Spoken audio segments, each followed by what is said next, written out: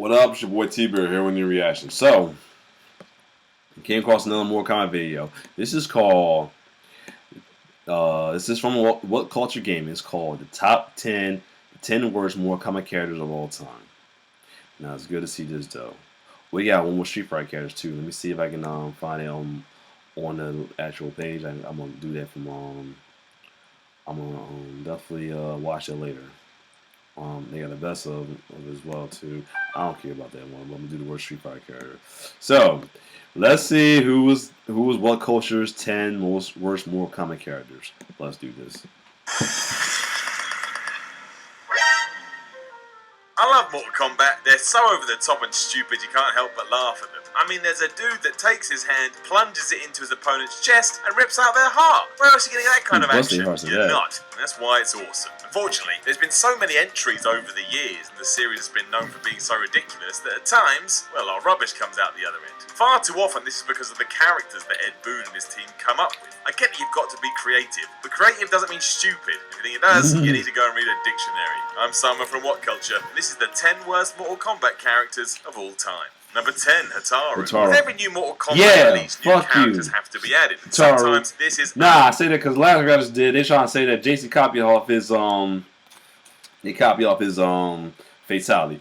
No, you suck. That's why he took your fatality, you motherfucker. And well, not more coming top 10 worst fatalities. I'm gonna hold up off as well too. But anyway, let's get back to it.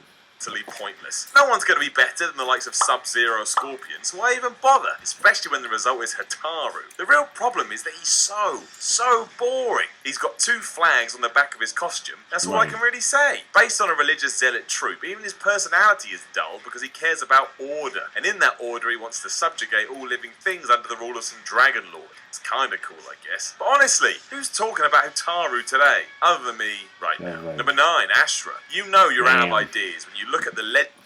It looks like a lot of these are going to be from the Deception and Deadly Alliance Deception era.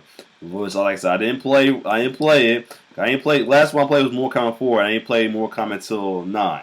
So y'all make me like I don't feel bad for not paying it.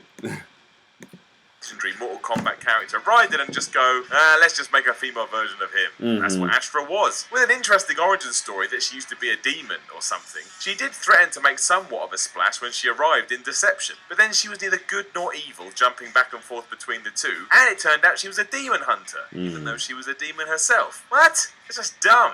As is Ashra. Number 8, Taven. Taven never stood a chance. Debuting in Armageddon alongside every other Mortal Kombat character ever because they were all making a comeback, which meant no one cared. He was also just really bland. I mean, look at him. Then look at, say, Goro. Big difference here. I don't mean that goatee. Even worse, he was meant to be the main protagonist here and was the main character in the game's conquest mode. That meant he was being forced down your throat from the off, alongside some nonsense about being the son of the protector of Adina. He can control fire, which gives him 1 tick in the box, but all you need to know about Taven is that during production, he was referred to as Hero or Bob. Even NetherRealm knew he was rubbish. Number 7, Rico. Looking like a cosplayer that's turned up at a show wanting to be a different Mortal Kombat character, Rico sucks. Arriving in Mortal Kombat 4 and selling himself as some sort of ninja, he's basically just Shao Kahn, and they share well too many similarities. This schmo even wants to become the ruler of Outworld. Come on, mate. There is no chance of that happening. Unsurprisingly, he's faded into nothing today, and no fan has ever wanted him back. Hopefully, he stays away forever. Number 6, Striker. Here we go.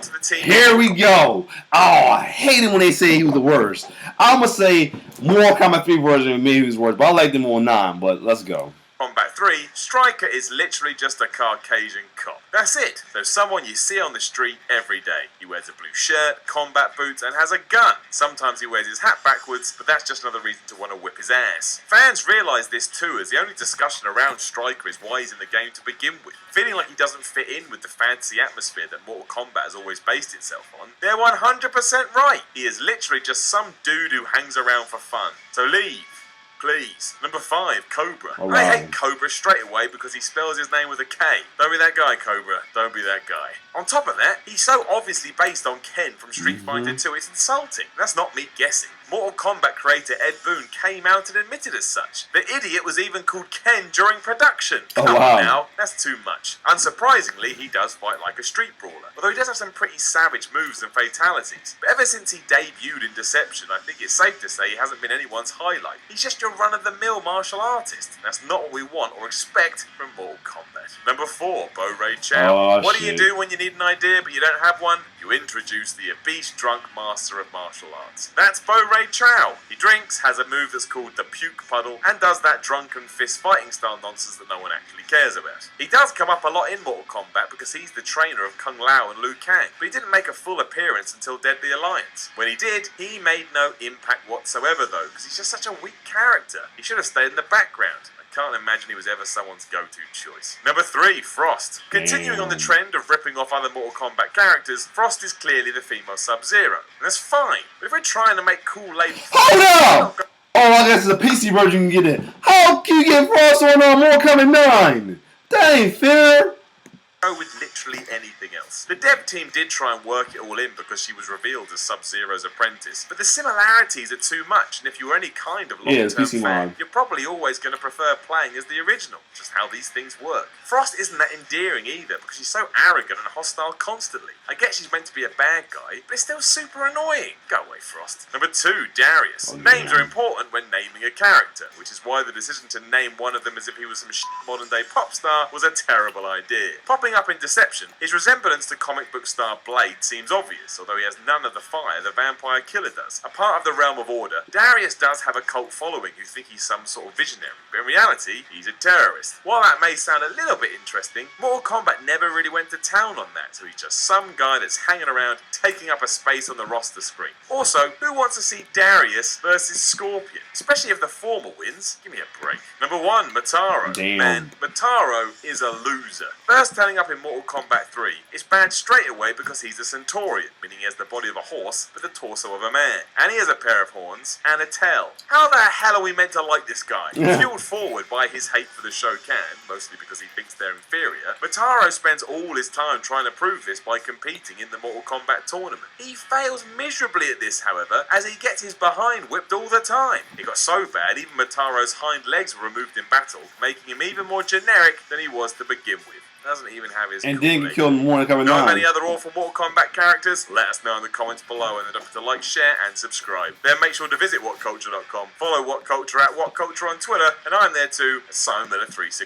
Yeah, it was some good picks though. Like one thing I don't dislike is how they keep putting Striker on there, but I guess because of Mortal Kombat 3 he was pretty bad. But Mortal Kombat 9 he was badass though. But you see, majority of them was like people they put from that came in on Deadly Alliance and Deception. Like the only ones that didn't get that much.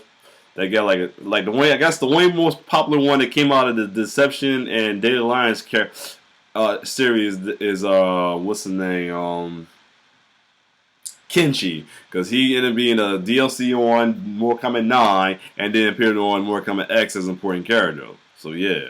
Well, than that, it makes you don't feel bad about not playing Deadly Alliance or Deception. One you want to still feel bad about is Shalimont, because Scorpion was saying, "Get over here, bitch." Well, than that, if you like my reaction, like, share, subscribe to my YouTube channel, like my Facebook page. It's your boy T-Bear signing off. One love.